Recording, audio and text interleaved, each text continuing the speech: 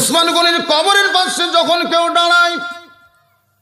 দাঁড়ানোর সঙ্গে সঙ্গে গোটা শরীর তার ঝিমঝিম ঝিমঝিম করে, কারণ ওসমান গনি কবরে কিন্তু মরে নাই, কবরের মধ্যে জীবিত।